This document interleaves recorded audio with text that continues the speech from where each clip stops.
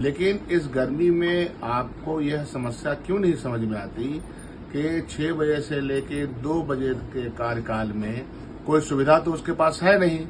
Private स्कूलों की तरह कोई गाड़ियां तो वहां जाती नहीं है। बिहार के सारे सरकारी स्कूल 16 मई से सुबह के 6 बजे से दोपहर के 1:30 बजे तक संचालित हो रहे हैं और यह जो समय है वो शिक्षकों के लिए आफत है। शिक्षकों का जीना मुहाल हो गया।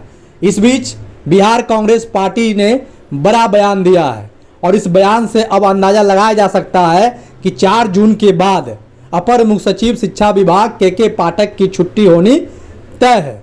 जिस तरीके से चुनाव में के पाठक की मनमानी चल रही है और नीतीश कुमार जो मौन धारण किए हुए हैं, नीतीश कुमार की जो सरकार है जो लगातार के पाठक पर चुप्पी साध लेते हैं, अब इसका रिजल्ट 4 जून के बाद निश्चित रूप से के पाठक को हटाकर शिक्षकों के बीच आएगा।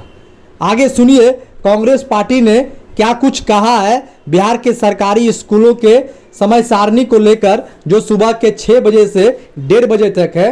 पहले कांग्रेस पार्टी के नेता के बयान को सुनिए, फिर आपको बताएंगे कि किस तरीके से बिहार के शिक्षक परेशान हो रहे हैं। पढ़ाना लिखाना कुछ नहीं, सिर्फ परेशानी का दौर शिक्षकों के साथ चल रहा है। शिक्षक के साथ साथ शिक्षक परिवार में जो लोग हैं वो भी परेशान हो रहे हैं। गर्मी का दिन है, लू चल रहा है, सरकारी स्कूल के बच्चे गरीब के बच्चे होते हैं। ऐसे में तमाम जो परेशानियां हैं उससे आप अवगत हो सकेंगे और आपसे कहेंगे कि देखिए लगातार शिक्षकों की आवाज़ को टीचर जंक्शन आगे बढ़ाने का काम करती है। इसलिए इस चैनल को सब्सक्राइब कर बेल आइकन दबाएं और अपनी आवाज़ को अधिक से अधिक मजबूती देने के लिए वीडियो को शेयर जरूर करें। तो सुनिए कांग्रेस नेता के बयान को जो उन्होंने बिहार के सरकारी स्कूलों के नए समय सारणी को लेकर दिया है।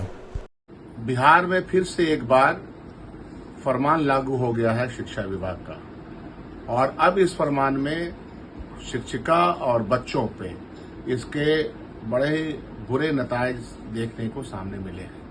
आखिर बिहार सरकार की जिम्मेदारी है कि बच्चों को पढ़ाए, टीचर्स वहां जाएं, टाइम पे जाएं, ये सब मैं मानता हूं। लेकिन इस गर्मी में आपको यह समस्या क्यों नहीं समझ में आती कि 6 बजे से लेकर 2 बजे के कार्यकाल में कोई सुविधा तो उसके पास है नहीं। प्राइवेट स्कूलों की तरह कोई गाड़ियां तो वहां जाती नहीं है और ऐसे में जो ये फरमान है शिक्षा विभाग का, इस फरमान से तकलीफें बढ़ेंगी। जो महिला टीचर हैं खास तौर पर, उनके आने जाने का प्रॉब्लम है। गर्मी किस चरम सीमा पे पहुंची हुई है। तो मिला जुला करके शिक्षा विभाग शिक्षा नहीं देना चाहता है, बल्कि वो समझता है कि शिक्षा देना और शिक्षा हमारा प्राथमिक अधिकार है, उसको न दे करके वो ये समझता है कि यहाँ पे डिक्टेटरशिप कर लिया जाए। और इस डिक्टेटरशिप का नुकसान अल्टीमेटली जो पठन पाठन में लगे हुए लोग हैं उन पर होता है। कांग्रेस पार्टी इसका प्रतिकार करती है। कांग्रेस पार्टी ये जरूर चाहती है कि शिक्षा की व्यवस्था सुधरे, बच्चे तालीम याफ्ता बने, बच्चे और बच्चियां, लेकिन उनको देने वाले लोग उनके साथ तो कोई ऐसी ज्यादती न हो, बच्चों के स्कूल आने में कोई परेशानी तो न हो। ये सारे इंतजाम भी तो गवर्नमेंट को करने चाहिए। तो बिना किसी इंतजाम के, बिना किसी प्रिपरेशन के अगर आप ऐसी हरकत करते हैं तो अल्टीमेटली इसका नुकसान शिक्षा में लगे, पठन पाठन में लगे बच्चों पर, महिला शिक्षकों पे और ओवरऑल जो पूरी टीचिंग प्रणाली है उस पर पड़ता है।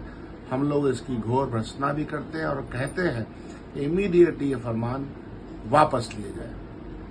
तो अभी आप कांग्रेस पार्टी के बड़े नेता का बयान सुन रहे थे जो उन्होंने समय सारणी को लेकर 6:30 बजे से जो 1:30 बजे स्कूल हुआ है बिहार के, उसको लेकर दिया। देखिए शिक्षकों को अब आगे आना होगा। अब ज्यादा चुप रहना भी ठीक बात नहीं है। अनुशासन कायदा कानून शिक्षकों के लिए है, बिल्कुल सही है, लेकिन जब पानी सर से ऊपर चला जाए तो कुछ ना कुछ करने की जरूरत होती है।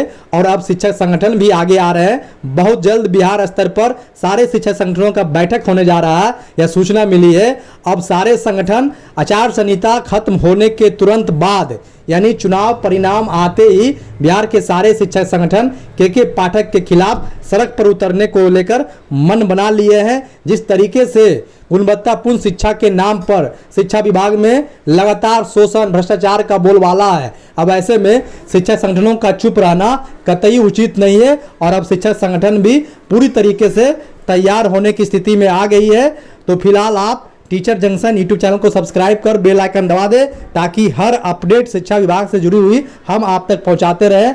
आपका सपोर्ट जरूरी है, तभी आपकी आवाज़ को आगे बढ़ाया जा सकता है। तो देखिए कब शिक्षा संगठनों की बैठक होती है और आगे क्या कुछ रणनीति बनती है, उसके बाद सारी चीज़ों से आपको अवगत कराई जाएगी। तब तक के लिए धन्यवाद, नमस्कार।